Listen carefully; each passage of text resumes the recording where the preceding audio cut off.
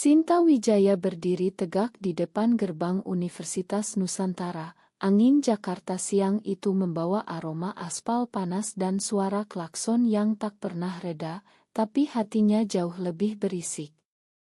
Bu Sinta, benarkah Anda diusir dari asrama 8 tahun lalu karena tinggal bersama pacar perempuan Anda? Tanya seorang reporter tiba-tiba, mikronya hampir menyentuh wajahnya, sementara puluhan kamera lain langsung menyorot. Pertanyaan itu seperti bom yang meledak di dada Sinta. 8 tahun lalu, dia dan Rina Sari diusir secara resmi karena melanggar tata tertib moral kampus. Nama mereka tercoreng di berita lokal, keluarga mereka malu, dan masa depan yang mereka bayangkan hancur dalam satu malam. Kini, dia kembali bukan sebagai mahasiswi miskin, melainkan sebagai Ceotechnoa yang baru saja menandatangani cek senilai 50 miliar rupiah untuk membangun gedung perpustakaan baru, sponsor terbesar dalam sejarah universitas ini. Tapi rahasia yang dia kira sudah terkubur ternyata baru saja bangkit lagi, lebih ganas dari sebelumnya. Sinta menarik napas dalam, senyum profesionalnya tetap terpasang meski jari-jarinya gemetar di balik tas kerja. Saya di sini untuk masa depan mahasiswa, bukan untuk masa lalu, jawabnya tenang, tapi matanya mencari-cari di antara kerumunan. Di barisan belakang, dia melihat Rina berdiri di antara staf administrasi, rambutnya yang dulu panjang kini pendek rapi, seragam dosen muda membuatnya tampak lebih rapuh dari ingatan Sinta. Mereka belum bertemu secara resmi sejak malam pengusiran itu, tapi pesan singkat 2 minggu lalu telah membuka luka lama. Aku takut, Sin, tulis Rina saat itu. Kalau rahasia kita terbongkar lagi, aku bisa kehilangan pekerjaan di sini. Malam itu, 8 tahun lalu, masih terasa seperti kemarin. Sinta dan Rina baru saja merayakan ulang tahun hubungan mereka yang kedua di kamar asrama sempit yang seharusnya hanya untuk satu orang. Rina pindah diam-diam setelah orang tuanya di Surabaya memutuskan uang kiriman karena terlalu banyak teman laki-laki. Mereka pikir aman, pintu dikunci, lampu dimatikan pukul 10, tidak ada yang curiga. Sampai burt asrama, seorang ibu paruh baya yang taat, mendengar tawa mereka di balik dinding tipis dan memutuskan untuk mengecek sendiri. Pagi harinya keduanya dipanggil ke rektorat. Surat pengusiran keluar dalam waktu 24 jam. Ibu Sinta menangis di telepon, kau menghancurkan nama keluarga kita, Sinta. Di Indonesia ini perempuan seperti kalian tidak punya tempat. Ayah Rina bahkan lebih keras, dia datang ke Jakarta hanya untuk menampar putrinya di depan gerbang asrama. Kini, di lapangan upacara yang sama tempat mereka dulu diusir, Sinta berdiri di panggung kehormatan. Rektor memuji donasinya dengan suara bergetar. Bu Sinta Wijaya adalah contoh alumni sukses yang tidak melupakan alma mater. Tapi di belakang panggung, ponsel Sinta terus bergetar. Pesan dari ibunya, jangan berani-berani muncul di berita lagi. Kalau rahasia lama itu terbongkar, aku akan bilang pada seluruh keluarga besar bahwa aku tidak punya anak perempuan. Pesan lain dari Rina, mereka sudah mulai bertanya-tanya di ruang dosen. Aku takut, Sin. Kita harus bertemu malam ini.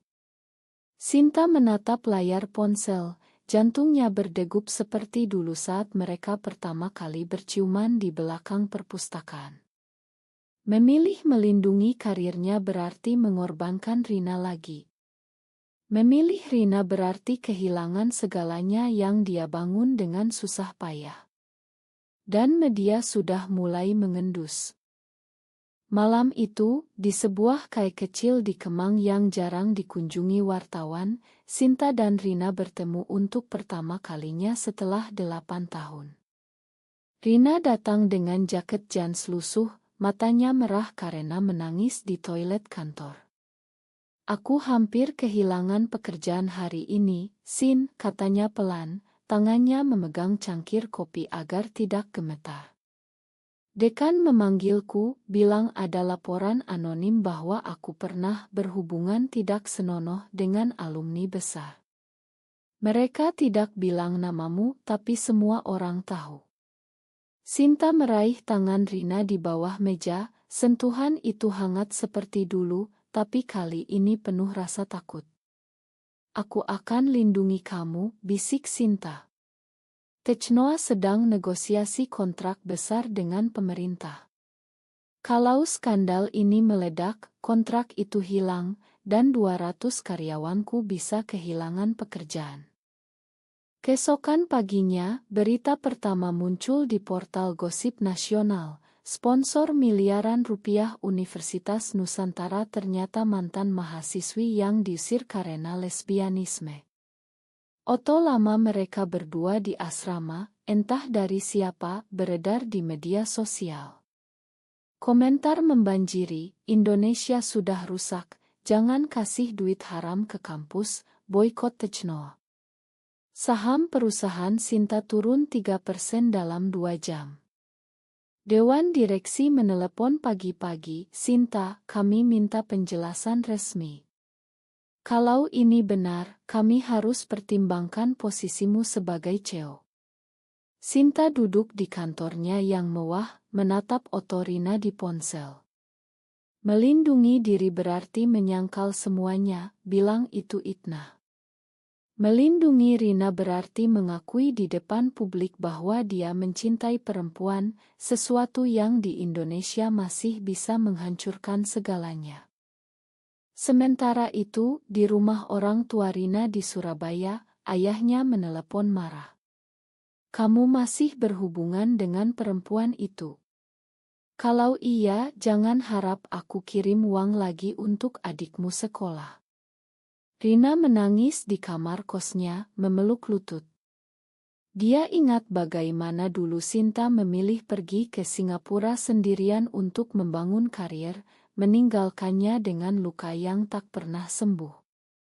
Sekarang Sinta kembali kaya raya, tapi masalahnya sama, keluarga, masyarakat, agama. Malam itu, Sinta datang ke kos Rina. Mereka duduk berhadapan di lantai, lampu redup. "Kalau aku diam, kamu selamat," kata Sinta. "Kalau aku bicara, kita berdua hancur." Rina menggeleng. "Aku lelah bersembunyi, Sin. 8 tahun aku diam, dan lihat aku sekarang, guru kontrak yang gajinya pas-pasan, takut setiap hari." Keputusan pertama jatuh malam itu, mereka memilih diam sementara, berharap badai reda. Tapi besok pagi, badai baru datang. Sebuah ideo lama bocor, rekaman Burt asrama yang dulu merekam bukti mereka berpelukan di kamar. Ideo itu viral di TikTok. Demonstran mulai berkumpul di depan gerbang universitas, membawa spanduk tolak sponsor lesbian.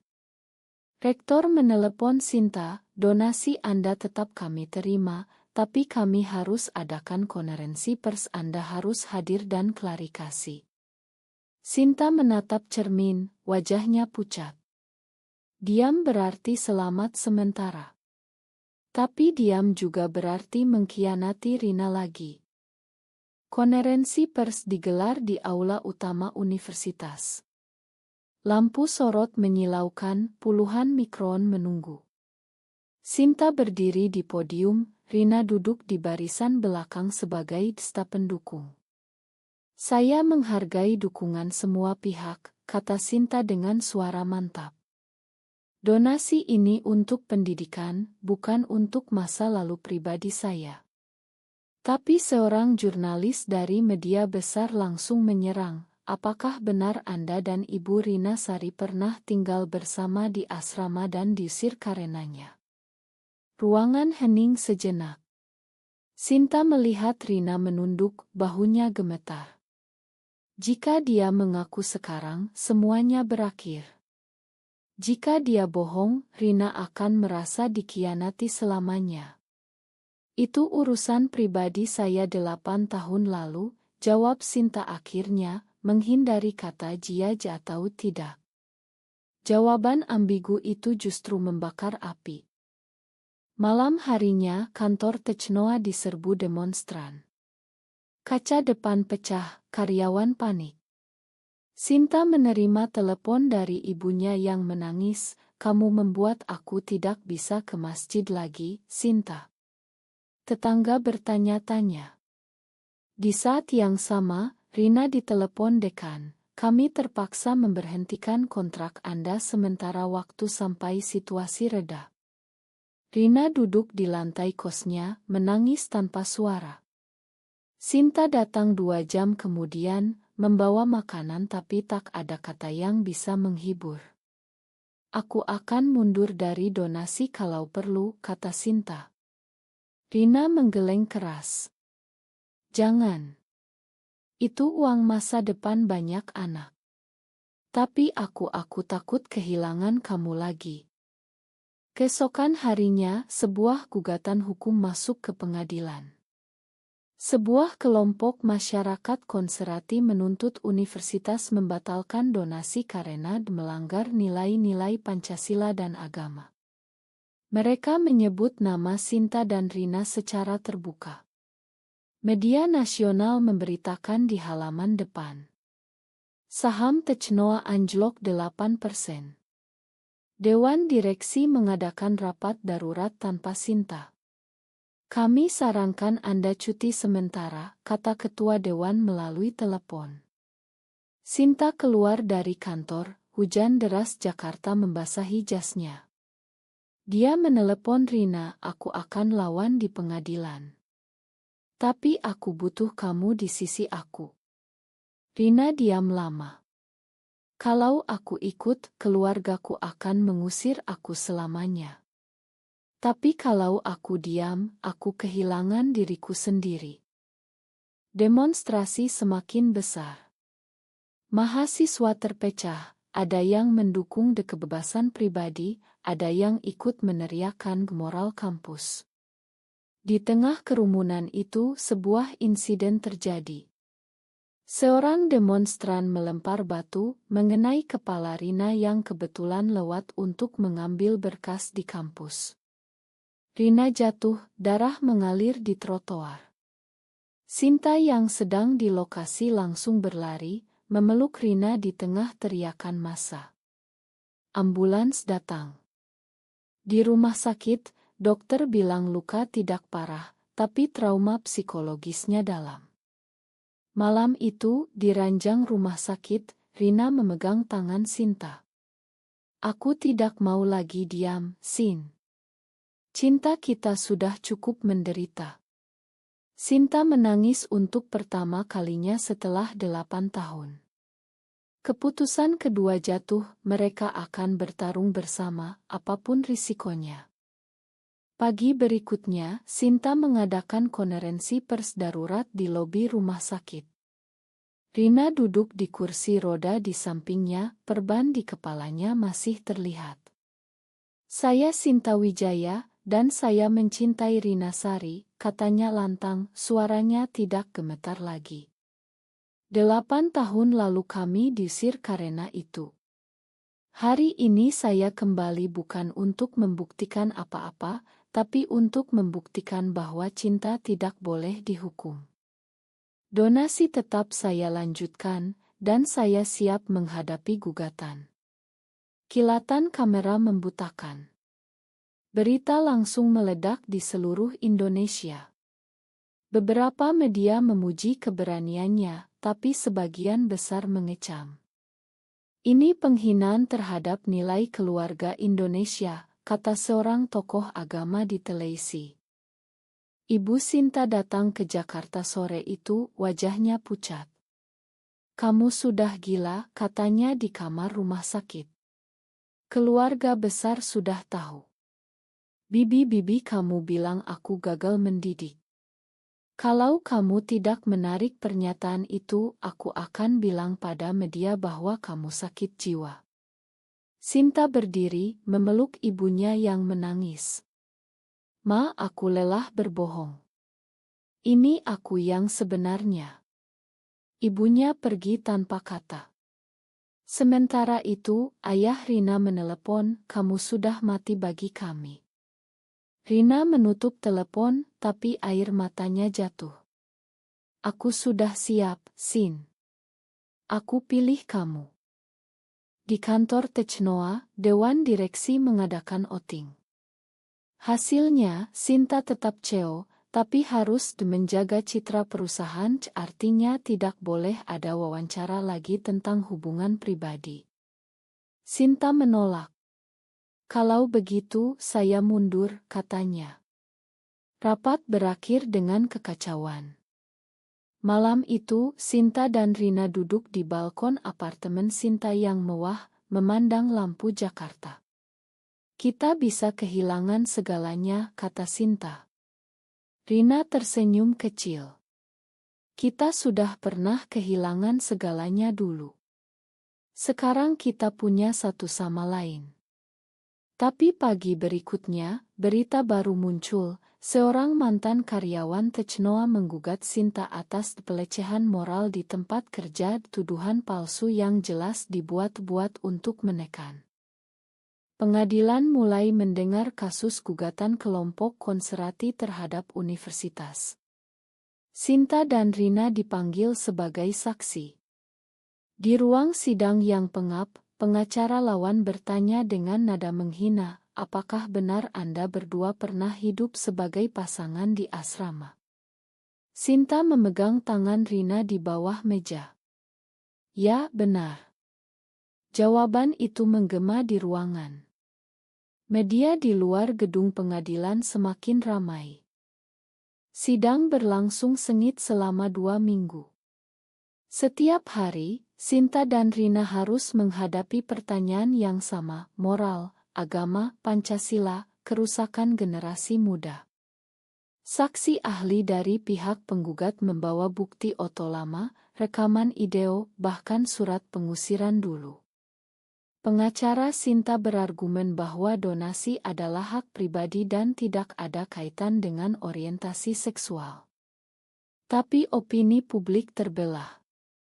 Beberapa mahasiswa mengadakan aksi damai mendukung, tapi kelompok lain lebih besar, meneriakkan slogan-slogan yang menyakitkan. Saham Technoa terus turun. Investor asing mulai mundur. Di tengah itu semua, sebuah kecelakaan kecil terjadi lagi. Mobil Sinta diikuti paparai saat pulang dari sidang. Di sebuah tikungan di kawasan Sudirman, mobil itu menabrak pembatas jalan. Sinta dan Rina selamat, tapi mobil rusak parah. Di rumah sakit, dokter memeriksa Rina yang mengalami syok berat. Kamu harus istirahat total, kata dokter. Sinta duduk di samping ranjang, memegang tangan Rina yang dingin. Aku hampir kehilangan kamu 2 kali dalam sebulan, bisiknya. Rina tersenyum lemah. Tapi kamu tidak pernah meninggalkan aku lagi. Keluarga besar Sinta mengadakan pertemuan darurat di rumah ibunya. Mereka meminta Sinta datang sendirian. Kami siap memakan kalau kamu pisah dari perempuan itu dan menikah dengan laki-laki pilihan kami, kata pamannya. Sinta berdiri di tengah ruangan, suaranya tegas. Aku tidak bisa. Aku mencintai Rina. Malam itu, ibunya menelepon sambil menangis, kamu sudah bukan anakku lagi. Rina yang mendengar percakapan itu memeluk Sinta dari belakang. Kita punya keluarga baru sekarang, kita berdua. Sidang terakhir tiba. Hakim membacakan putusan, gugatan ditolak. Donasi boleh dilanjutkan. Ruangan bersorak dan mencemooh bersamaan. Di luar, wartawan mengepung mereka. Sinta dan Rina berjalan bergandengan tangan untuk pertama kalinya di depan publik. Kami tidak akan diam lagi, kata Sinta ke kamera. Malam itu, di apartemen, mereka duduk di lantai, memandang kota yang masih berdenyut. Tapi kemenangan itu mahal. Technoa kehilangan 3 kontrak besar. Rina kehilangan pekerjaan tetap di universitas. Keluarga mereka memutus hubungan. 6 bulan kemudian, gedung perpustakaan baru Universitas Nusantara diresmikan. Sinta berdiri di panggung lagi, kali ini dengan Rina di sampingnya secara resmi sebagai pasangan. Mahasiswa bertepuk tangan, meski ada yang masih bisik-bisik. Donasi tetap terrealisasi, meski jumlahnya berkurang karena kerugian perusahaan. Sinta kini menjalankan Technoa dari kantor kecil, karyawan setia yang tersisa hanya 50 orang. Rina mengajar di sebuah sekolah swasta kecil di pinggiran Jakarta, gajinya lebih kecil, tapi senyumnya kembali. Mereka tinggal bersama di apartemen sederhana, bukan mewah lagi. Setiap malam, mereka bicara tentang hari-hari sulit. Apakah semua ini sepadan? Tanya Rina suatu malam. Sinta memeluknya. Ya. Karena sekarang kita hidup sebagai diri kita sendiri. Tapi luka tetap ada. Telepon dari keluarga tak pernah datang lagi. Teman lama menghilang. Media sesekali masih menggali masa lalu. Tapi mereka belajar bahwa keberanian memiliki harga, dan diam juga memiliki harga yang sama mahalnya. Di depan perpustakaan baru yang megah, ada plakat kecil yang hampir tak terlihat, dibangun atas nama cinta dan ketabahan. Sinta dan Rina berdiri di sana, tangan bergandengan, memandang gedung yang lahir dari penderitaan mereka. Indonesia masih belum sepenuhnya menerima, tapi setidaknya 2 orang perempuan ini sudah tidak lagi bersembunyi. Apakah keberanian Sinta untuk berbicara benar adalah keputusan yang tepat, atau diam saja akan lebih melindungi masa depan mereka berdua?